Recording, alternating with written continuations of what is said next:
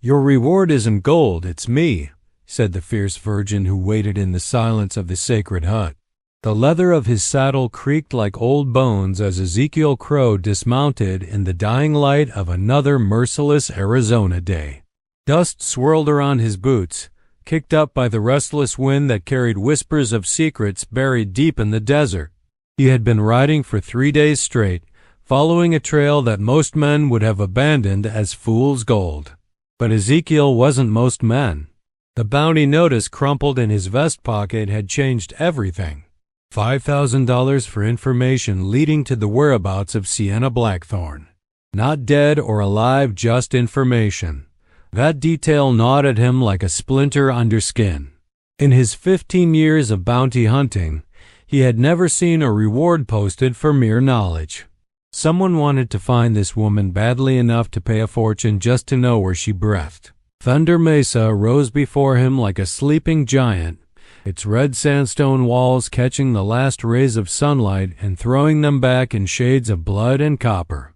The settlement at its base consisted of little more than a trading post, a saloon that doubled as a brothel, and a handful of adobe buildings that looked ready to crumble at the next strong gust of desert wind. This was the kind of place where questions weren't asked and memories were short perfect for someone who wanted to disappear. Ezekiel tied his horse to the weathered hitching post outside the trading post and pushed through the heavy wooden door. The interior was thick with the smell of tobacco, leather, and something else he couldn't quite place, something sweet and cloying that reminded him of flowers left too long in the sun. Behind the counter stood a Mexican man with silver threading through his black hair and eyes that had seen too much. The man looked up from the ledger he was writing in, his gaze taking in Ezekiel's dust-covered clothes, the Colt peacemaker on his hip, and the hard lines that marked him as a man who lived by violence. Recognition flickered across his features, followed quickly by wariness. Ezekiel approached the counter and placed a silver dollar on the scarred wood. The sound rang out in the silence like a bell tolling. He pulled out the bounty notice and smoothed it flat, the paper rustling like dried leaves.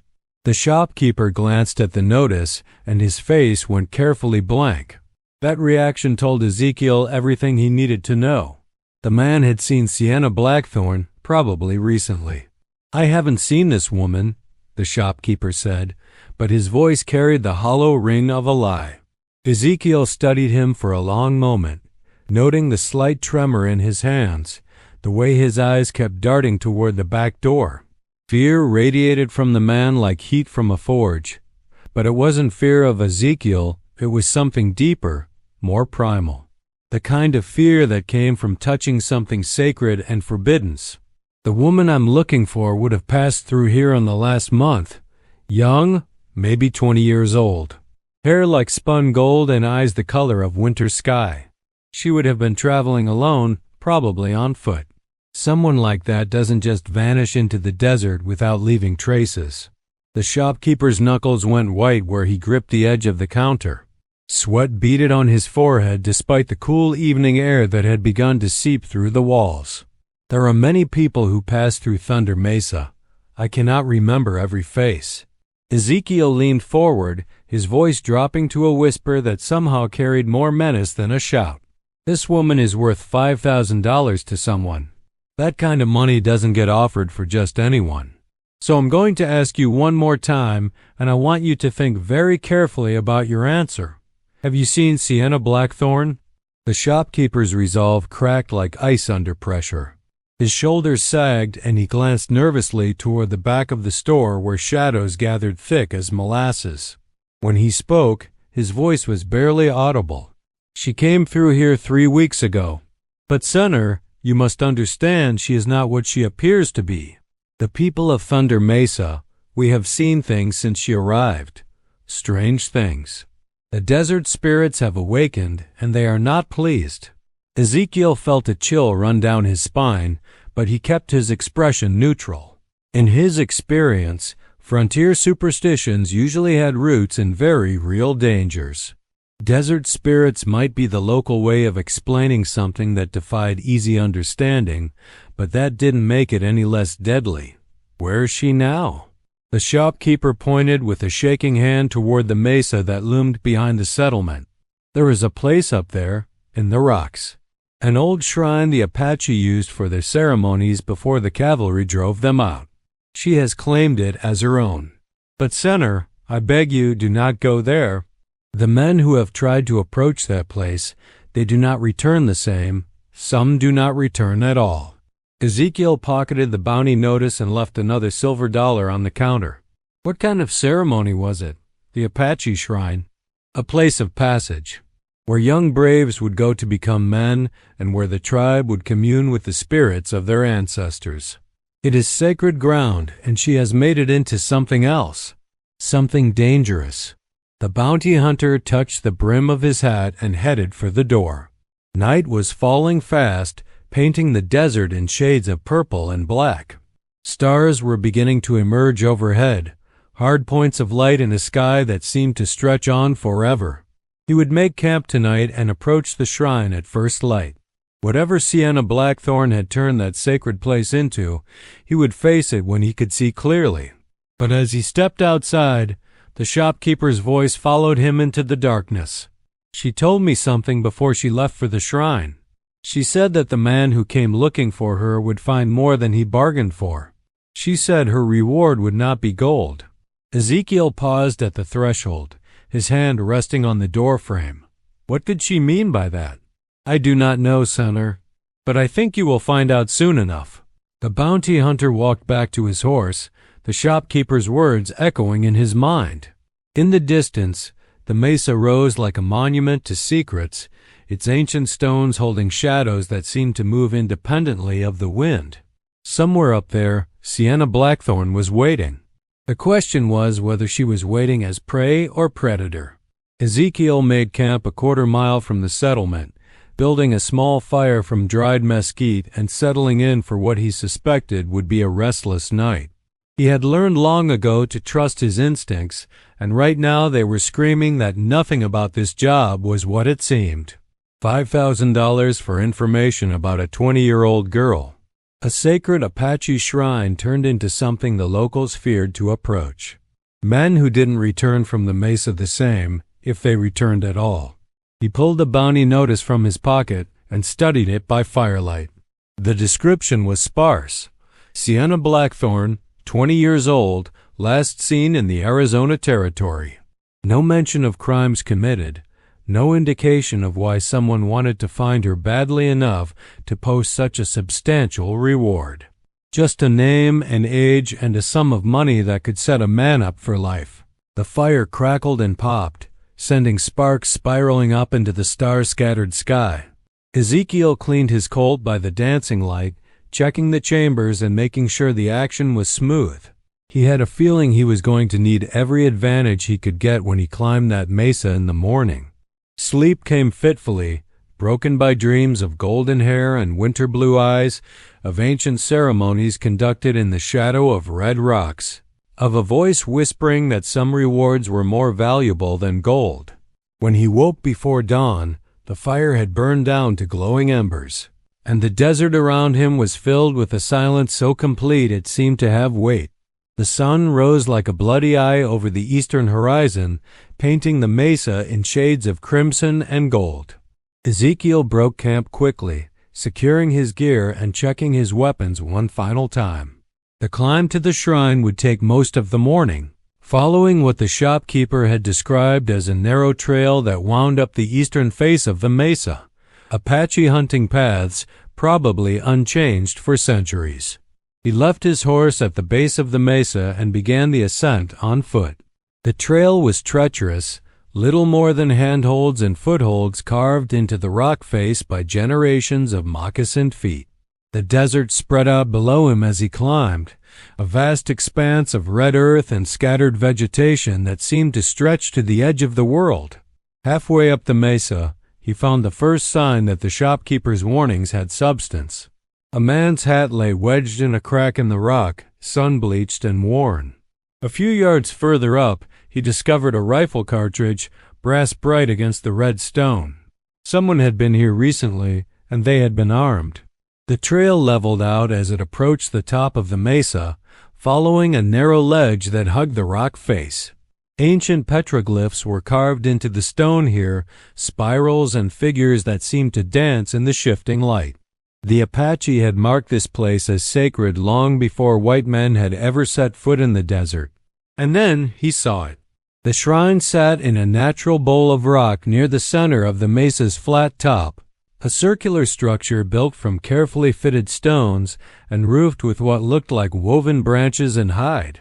It was larger than he had expected, perhaps 20 feet across, with an opening that faced east toward the rising sun. Smoke rose from somewhere inside, a thin column of gray against the blue sky. But it was what surrounded the shrine that made Ezekiel's blood run cold. 7 wooden stakes had been driven into the hard-packed earth in a perfect circle around the structure. Each stake bore the remains of what had once been men's clothing: shirts, vests, boots, gun belts. The fabric was sun-bleached and tattered, but unmistakably the garb of cowboys and prospectors. The clothes hung empty on the stakes like scarecrows, moving slightly in the desert breeze. And at the base of each stake lay a pile of what looked like ash and bone fragments. Ezekiel drew his Colt and approached the shrine slowly, every sense alert for danger. The silence here was different from the desert below, thicker, more oppressive, as if the very air had weight. His footsteps seemed abnormally loud on the stone, echoing off the walls of the natural amphitheater. When he was 20 feet from the entrance to the shrine, a voice spoke from within. It was a woman's voice, young and clear, with an accent he couldn't quite place. Educated, refined, not what he would have expected from someone living alone in a desert shrine. "You're earlier than I expected, Mr. Crow. I was beginning to think the stories of your persistence were exaggerated." Ezekiel froze, his gun trained on the dark opening. She knew his name. That changed everything. This wasn't a chance encounter or even a careful hunt. This was a trap, and he had walked into it with his eyes wide open. "Step outside where I can see you, Miss Blackthorn." Soft laughter drifted from the shrine, musical and somehow sad. "I don't think so. If you want to claim your reward, you'll have to come inside. That's how this works. The reward is for information about your whereabouts. I know where you are. That's worth $5,000. Oh, Ezekiel." The way she said his name sent an involuntary shiver down his spine. "You still don't understand, do you? The reward isn't gold. It never was. The reward is something far more valuable and far more dangerous." Movement in the shadows beyond the entrance caught his eye. Not the woman, but something else. Shapes that seemed to flow like smoke but had substance, presence.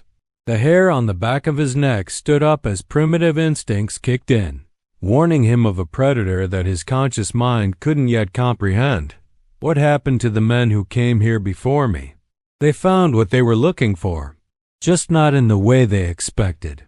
Some came seeking treasure. Others came seeking me. All of them discovered that there are things in this world worth more than gold and more binding than chains." Ezekiel kept his gun steady, but his mind was racing. 7 stakes, 7 sets of clothes, 7 piles of ash and bone. 7 men who had approached this shrine and never left the mesa the same if they had left at all. "Come inside, Ezekiel. Let me show you what your reward really is. Let me show you why someone was willing to pay $5,000 just to know where I could be found." The bounty hunter had faced down murderers, rustlers, and desperate men of every stripe. He had stared death in the face more times than he could count and never flinched. But standing here in the shadow of an ancient shrine, with empty clothes dancing on stakes around him and shadows moving in ways that defied natural law, he felt something he hadn't experienced in years. Fear. The wind picked up, whistling through the carved stone formations that surrounded the mesa top. The empty clothes on the stakes began to flutter more violently, creating an eerie chorus of fabric snapping against wood. Ezekiel's trained eye cataloged details that his rational mind wanted to reject.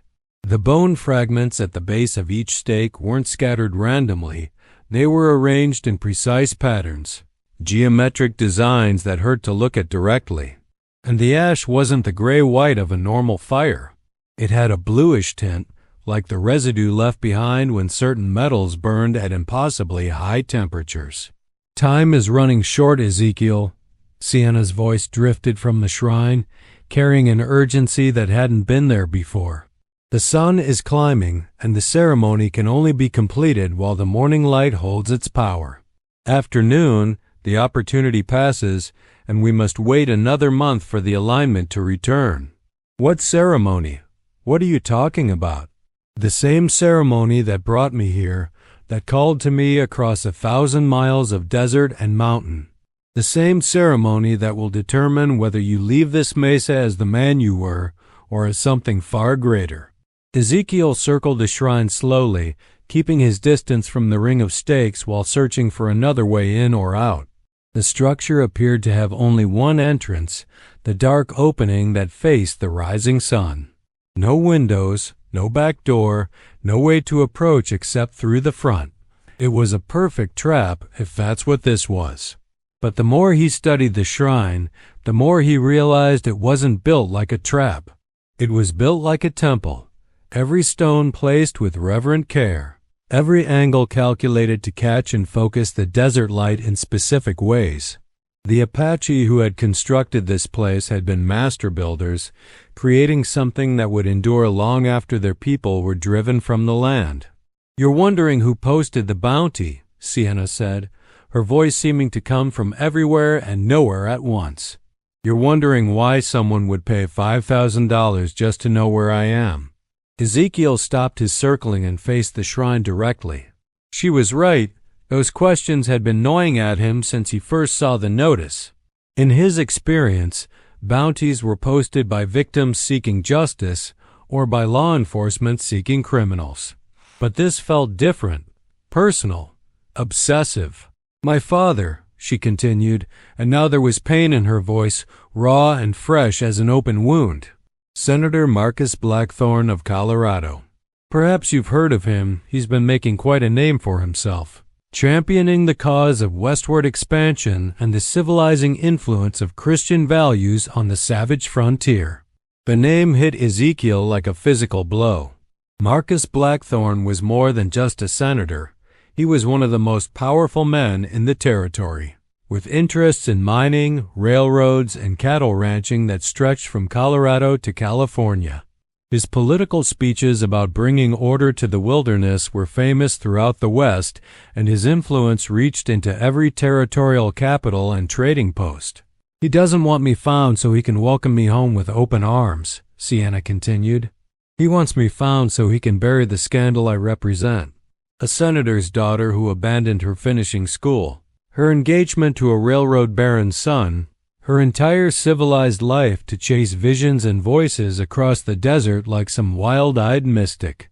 I'm a stain on his carefully constructed reputation, and he means to clean me up or dispose of me entirely." Ezekiel holstered his gun, though he kept his hand near the grip. The pieces of the puzzle were beginning to fall into place, but the picture they formed was far stranger than any he could have imagined. "So you ran away from home and ended up here. That doesn't explain what happened to those 7 men, or why the locals are terrified to even speak your name. They came here seeking to collect that bounty, just like you. But when they found me, they discovered something my father never told them. Something he couldn't tell them, because he doesn't understand it himself. I didn't run away from home, Ezekiel. I was called, summoned, by something that has been sleeping in this desert for generations, waiting for the right person to wake it up." The shadows inside the shrine seemed to pulse, growing darker and then lighter in a rhythm that almost matched a heartbeat. Ezekiel found himself taking an involuntary step forward, drawn by something he couldn't name or understand. "The Apache knew about it," Sienna said. "They built this shrine as a way to communicate with it, to honor it, to keep it satisfied with offerings and ceremonies. But when the cavalry drove them out, those rituals stopped. The thing in the desert began to hunger, to reach out across vast distances seeking someone who could hear its voice." Another step forward. The rational part of Ezekiel's mind screamed warnings, but his feet seemed to move of their own accord. The bone fragments at the base of the nearest stake crunched under his boots, and he noticed that they weren't entirely human. Mixed in with what had once been fingers and ribs were pieces that looked almost like they might have come from birds, or reptiles, or things that had never walked on two legs at all. It spoke to me in dreams at first. Visions of this place, of ceremonies conducted under starlight and desert sun. I thought I was going insane. The doctors my father hired certainly believed I was. They locked me away, fed me medicines that made me sleep for days at a time, tried to purge the visions from my mind with ice baths and electrical treatments. The entrance to the shrine was only 10 feet away now. Ezekiel could see inside, though the interior was shrouded in a gloom that seemed too thick for natural shadow. Shapes moved in the darkness, not Sienna but other things. Fluid, shifting forms that might have been smoke or might have been alive. But you can't cure someone of hearing the voice of something that exists beyond the boundaries of the world we know.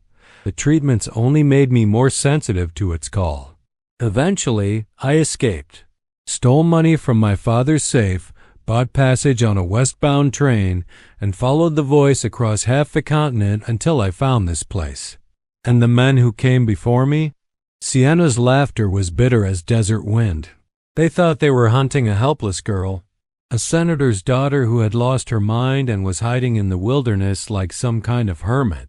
They expected to find me half dead from exposure, grateful for rescue, ready to be led back to civilization in chains if necessary. Ezekiel was close enough to the entrance now that he could smell the smoke drifting from within. It wasn't wood smoke or tobacco or any of the normal fires he knew. This smoke carried scents of copper and ozone, of flowers that bloomed only at night, of rain falling on stones that had never seen water. Instead, they found someone who had made a bargain, someone who had offered herself as a conduit for something ancient and powerful in exchange, for knowledge that mortal minds weren't meant to possess. They found someone who could show them wonders beyond their wildest dreams for a price. What price? The same price I'm offering you, Ezekiel Crow. The same reward my father's bounty hunters have all claimed, willingly and with full knowledge of what they were choosing. The bounty hunter stopped at the threshold of the shrine, his hand hovering over his gun. Every instinct he possessed was screaming at him to turn around, to run back down the mesa and ride away as fast as his horse could carry him. But something stronger than instinct held him in place: curiosity, maybe, or a hunger he hadn't known he possessed. "Step inside," Sienna whispered. "Let me show you what I've learned in the darkness between the stars. Let me give you the reward that's worth more than any amount of gold." The interior of the shrine was larger than it had appeared from outside, stretching back into shadows that seemed to have no end. The walls were covered with petroglyphs, but these weren't the simple hunting scenes and animal figures he had seen on the trail. These were complex, interlocking patterns that seemed to move and shift when he looked at them directly, forming pictures that his mind couldn't quite grasp, but that left him feeling dizzy and disoriented. In the center of the space sat a young woman with hair like spun gold and eyes the color of winter sky. She was exactly as the bounty notice had described her, but the description had failed to capture the otherworldly quality that surrounded her like an aura. She wore a simple white dress that should have been stained and torn after weeks in the desert, but it was pristine, almost glowing in the weird half-light that filled the shrine. Around her, arranged in a careful circle, were 7 objects that made Ezekiel's blood run cold. 7 human skulls, polished to a bone-white sheen and carved with the same intricate patterns that covered the walls. Each skull faced outward toward the entrance, and in the empty eye sockets flickered lights that were definitely not natural. "Welcome, Ezekiel," Sienna said, and her voice seemed to come from everywhere at once. "I've been waiting for you." The bounty hunter drew his gun, though some part of him already knew it would be useless here. "What did you do to those men?" "I gave them exactly what they came seeking. They wanted to find me, and they did. They wanted to claim a reward, and they received one beyond their wildest dreams. They wanted to take me back to civilization, and instead I showed them something far more civilized than anything they had ever known. She gestured to the circle of skulls, and the lights in their eye sockets flared brighter. They learned the truth about the universe, about the things that move in the spaces between worlds, about the powers that shaped the earth before mankind ever drew breath. And in exchange for that knowledge, they gave up their small, limited lives and became part of something infinitely greater. You killed them. I freed them, just as I'm offering to free you. The shadows around the walls began to move more actively, flowing like water but retaining a substance and presence that water could never possess. They reached toward Ezekiel with tendrils of darkness that felt almost solid when they brushed against his skin. "Your father wants you back," he said, fighting to keep his voice steady. $5,000 says he's willing to forgive whatever you think you've done. Sienna's expression softened, and for a moment she looked like nothing more than a 20-year-old girl who had lost her way. "My father wants the illusion of me back. The dutiful daughter who would marry the man he chose, bear the children he planned for, and never question the boundaries he set around her life. But that girl died the first time I heard the voice calling from the desert. What I am now is something he could never understand or accept." The lights in the skull's eye sockets began to pulse in unison, creating a rhythm that seemed to match the beating of Ezekiel's heart. The petroglyphs on the walls shifted and writhed, forming new patterns that hurt to look at but were impossible to ignore. "I can give you knowledge that no living human possesses," Sienna continued. "I can show you the true shape of reality, the hidden mechanisms that drive the universe, the secret names of things that exist beyond the reach of ordinary perception. I can make you more than human, Ezekiel. I can make you eternal. And all I have to do is die first." Her smile was sad and beautiful and terrible. "All you have to do is let go of the small, frightened part of yourself that thinks death is the end of everything." These 7 men discovered that consciousness doesn't end when the body fails, it simply expands, becomes part of something vast and wonderful and strange. The shadows were reaching for him now, not just brushing against his skin but wrapping around his arms and legs like living ropes. They were cold at first, then warm, then something beyond temperature that sent shivers of sensation through his entire body. "Choose, Ezekiel Crow. You can turn around and walk out of here, report my location to my father, and claim your $5,000. You can spend the rest of your life hunting lesser men for smaller rewards, growing old and bitter and forgotten. Or you can accept the true reward I'm offering: knowledge, power, and a form of existence that will make your current life seem like a half-remembered dream." The bounty hunter looked down at the gun in his hand, then at the 7 skulls arranged around the woman who might or might not still be entirely human. The lights in their empty sockets seemed to be watching him, waiting for his decision with impatience that spanned centuries. Outside the shrine, the sun continued its climb toward the zenith, and time was running short. Ezekiel's finger tightened on the trigger, but the gun felt heavier than lead in his hand. The shadows wrapped around his arms weren't restraining him. They were offering something.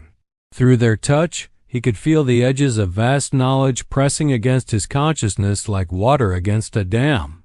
Images flashed through his mind, star systems wheeling through space in patterns that spelled out cosmic truths, mathematical equations that described the fundamental forces holding reality together, names and languages that predated human speech.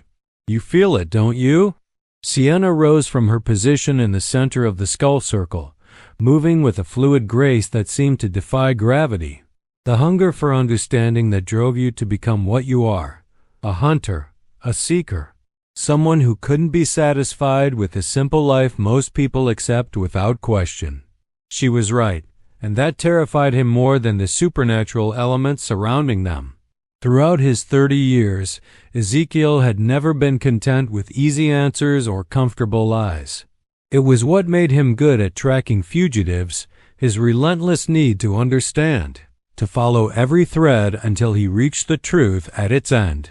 But this truth was larger and more dangerous than anything he had ever pursued. The entity that called to me across the desert, Sienna continued, stepping closer until she was just outside the reach of his gun. It showed me visions of the men who would come seeking me, 7 who would accept the reward willingly, and 1 who would struggle with the choice until the very last moment. The skull lights pulsed brighter, and Ezekiel realized he could hear voices coming from within them. Not words exactly, but something deeper: emotions, thoughts, fragments of consciousness that had once belonged to living men. They weren't screaming in torment as he might have expected. Instead, they hummed with a strange contentment, a satisfaction that bordered on ecstasy. "Listen to them," Sienna whispered. "They're trying to tell you what they discovered when they let go of their human limitations. They found something worth infinitely more than gold, more than fame, more than any reward the mortal world could offer." Against his better judgment, Ezekiel found himself focusing on the voices. Through the supernatural static, he began to make out individual personalities. There was Jake Morrison, a cattle rustler from Wyoming who had been running from the law for 6 years before the bounty on Sienna brought him to Thunder Mesa. His consciousness sang with joy at having found a purpose greater than mere survival. Samuel Creek, a prospector who had spent 20 years searching for the mother lode that would make him rich, had discovered wealth beyond imagination in the form of cosmic knowledge that revealed the true nature of existence. Each of the 7 men had come to the shrine seeking something the physical world couldn't provide, and each had found it in ways they never could have anticipated. "The choice is always the same," Sienna said, her voice gentle despite the otherworldly power that radiated from her. "Hold on to the small, frightened self you've always been, or become something magnificent and eternal." Most people never get the opportunity to make that choice. They live and die within the narrow boundaries society sets for them, never knowing what they could have become.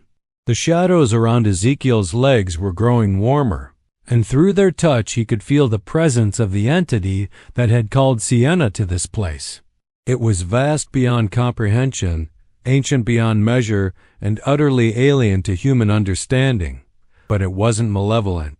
If anything, it seemed lonely, like something that had existed in isolation for so long that it had almost forgotten what connection felt like.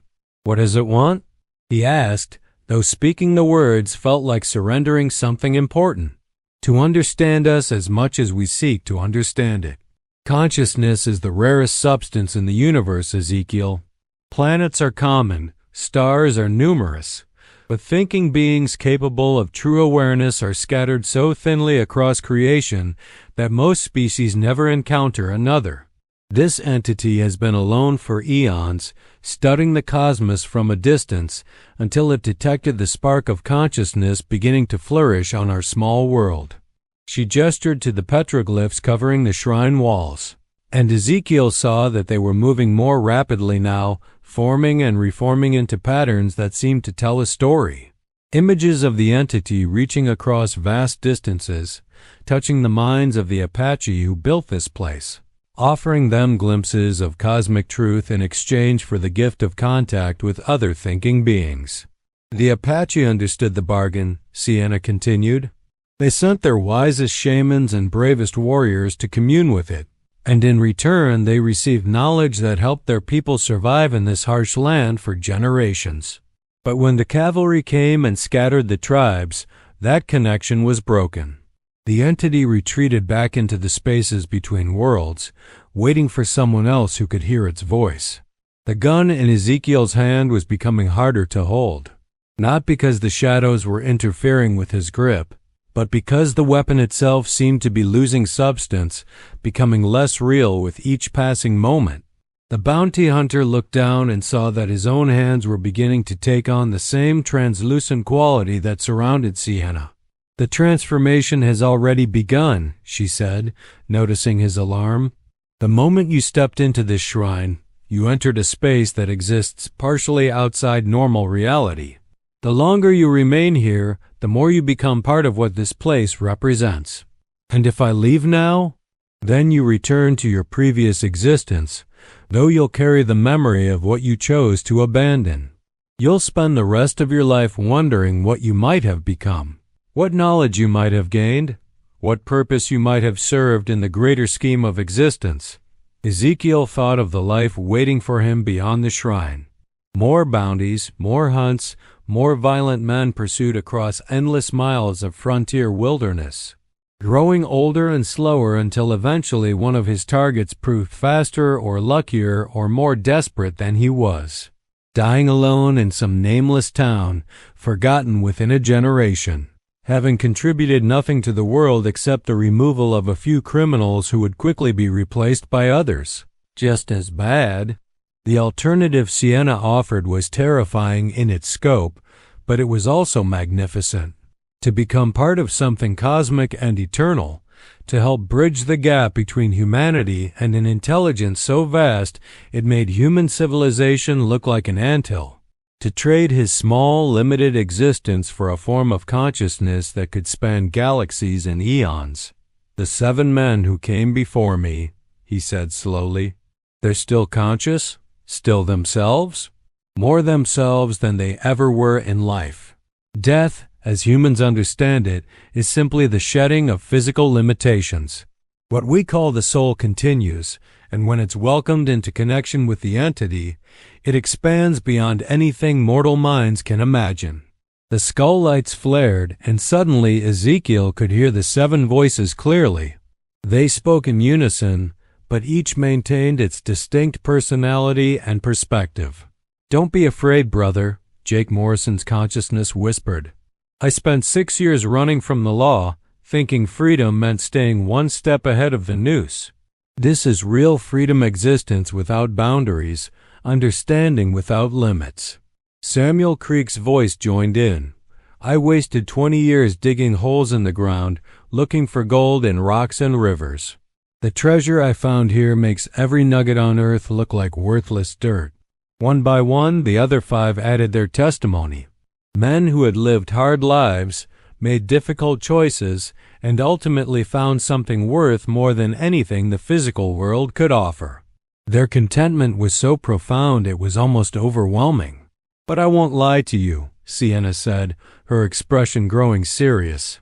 "The transformation isn't reversible. Once you accept the entity's gift, you can never return to purely human existence. You'll retain your memories, your personality, your essential self, but you'll also carry knowledge that will forever separate you from the rest of mankind." Ezekiel looked around the shrine one more time, taking in the impossible geometry of the space, the moving petroglyphs, the skull circle with its flickering lights.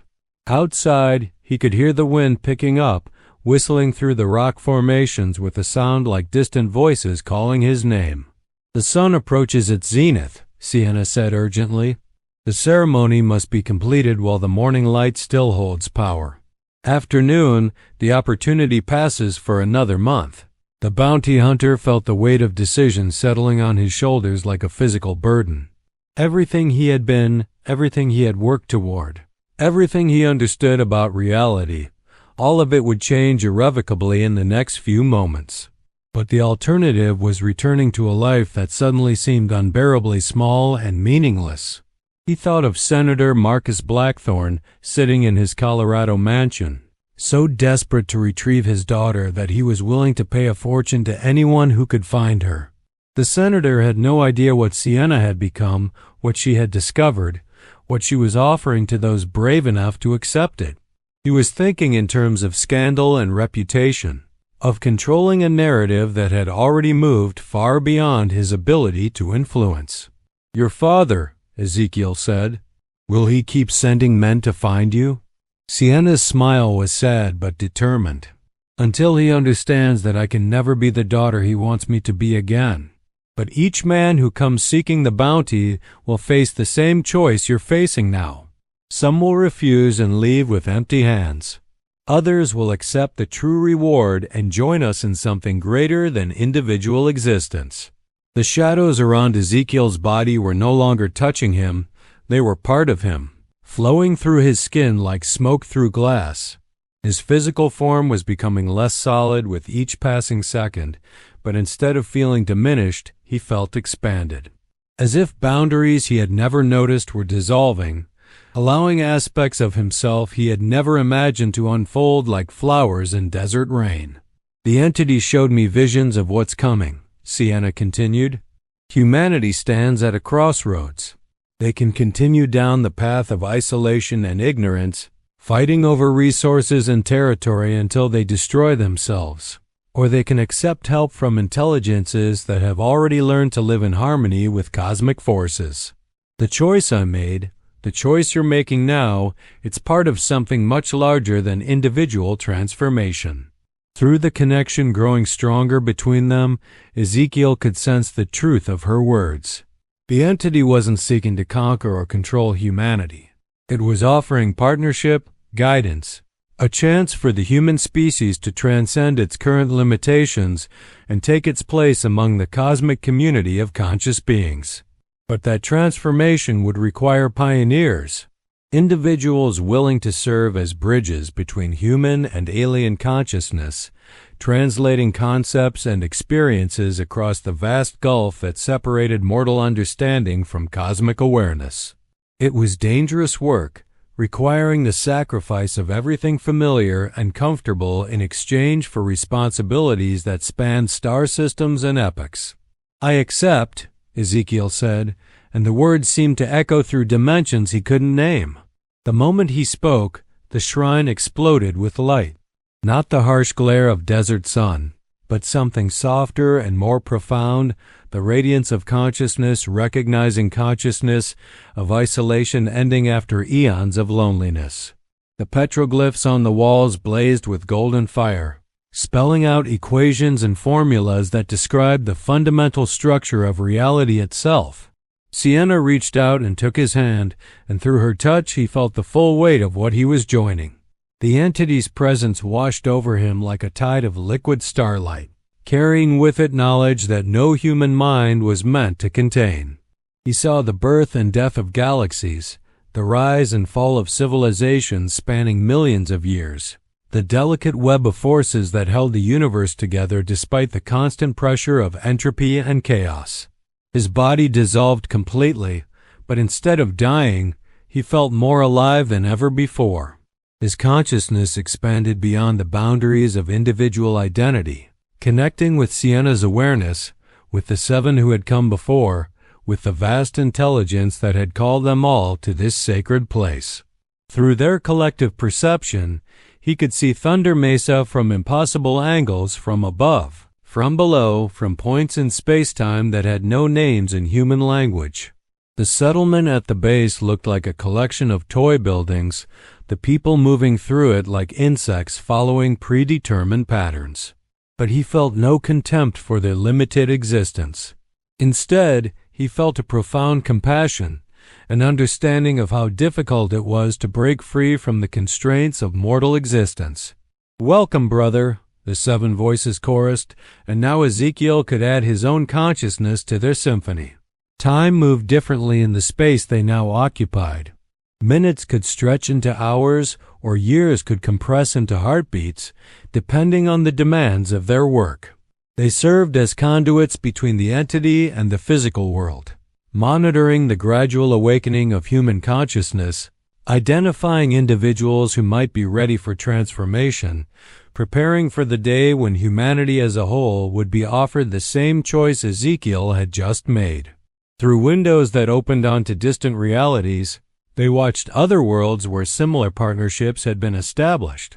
Civilizations that had accepted cosmic guidance and transcended their primitive limitations, spreading across star systems not as conquerors but as gardeners, nurturing the development of consciousness wherever it appeared.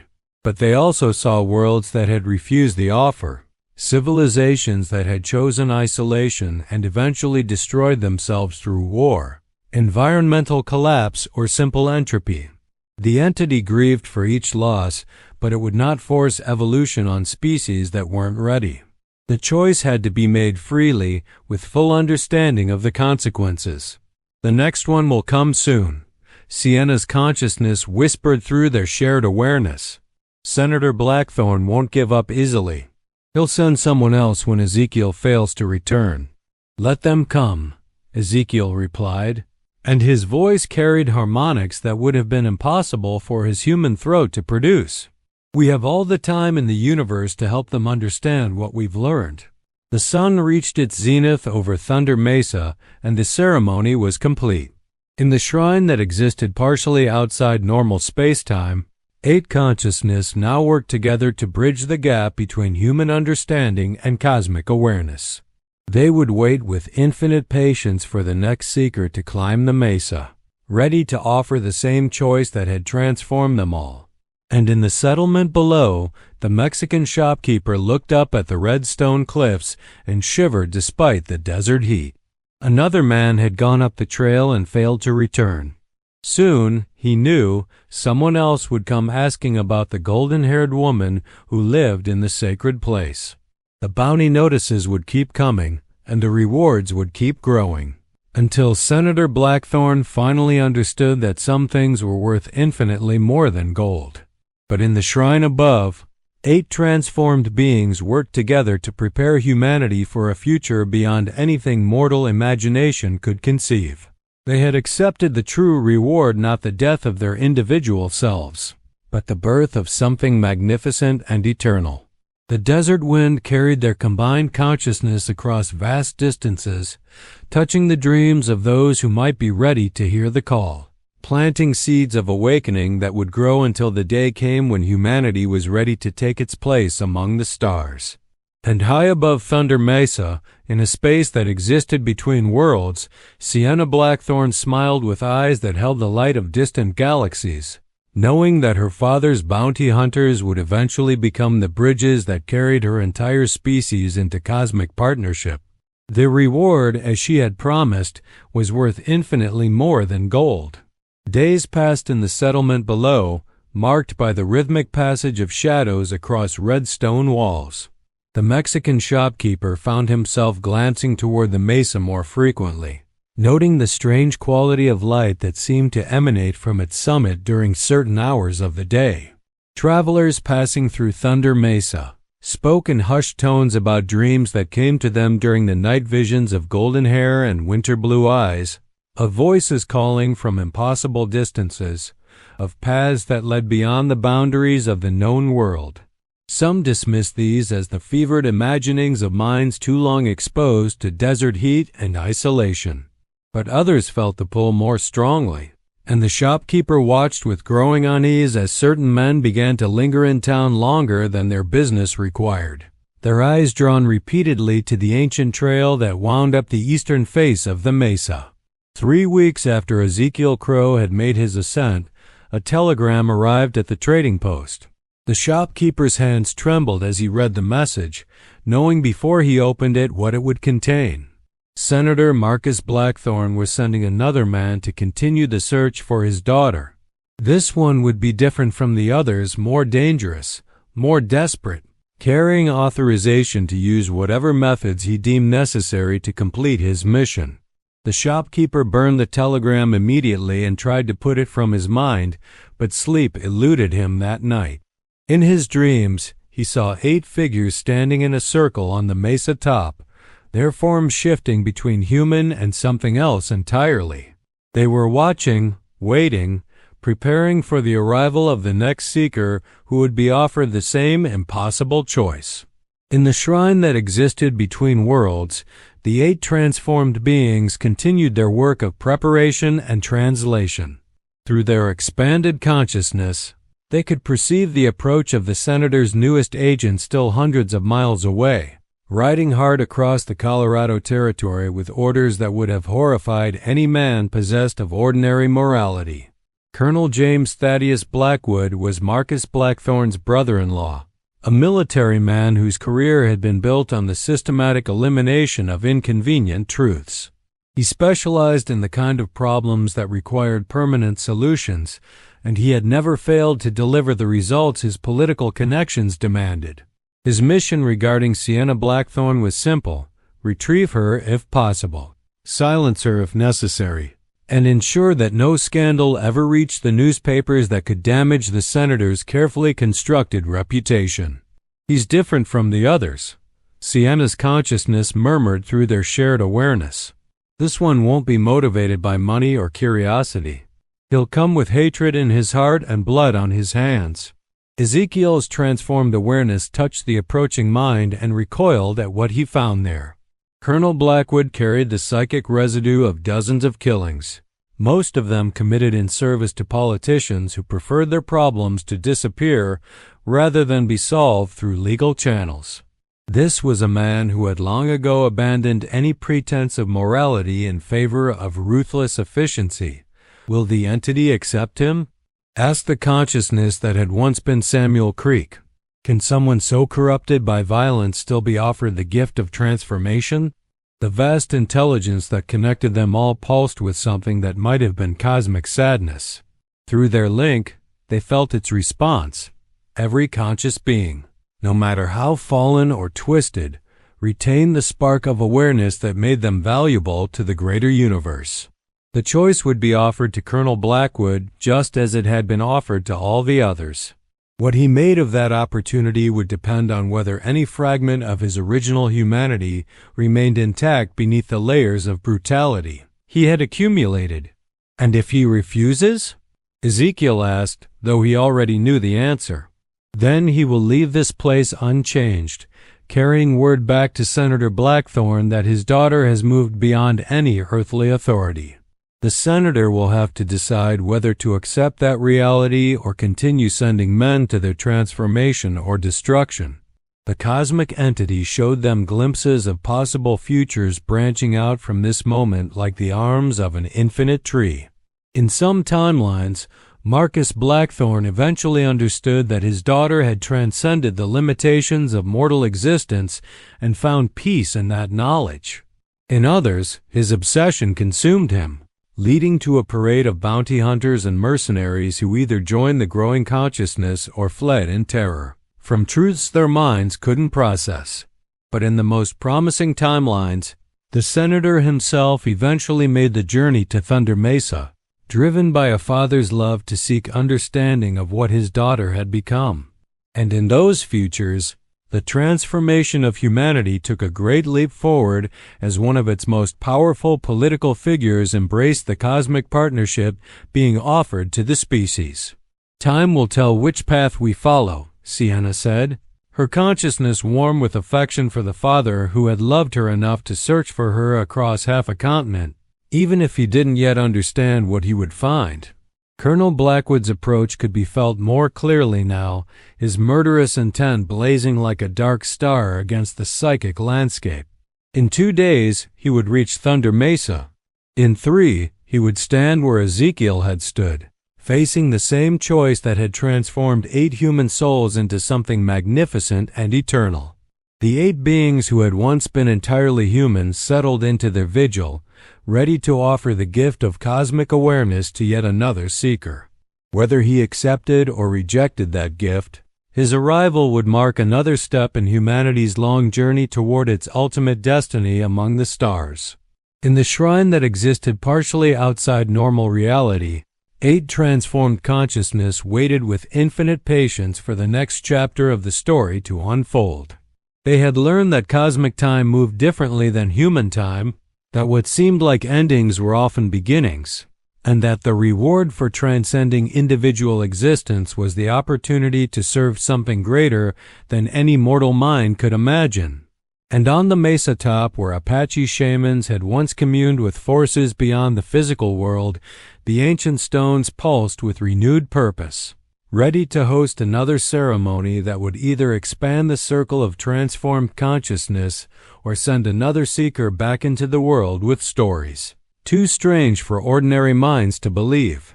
The desert wind carried whispers of change across the red rock landscape, and in Thunder Mesa below, sensitive souls felt the stirring of something vast and patient and ultimately benevolent, waiting for humanity to grow ready for the next phase of its cosmic evolution.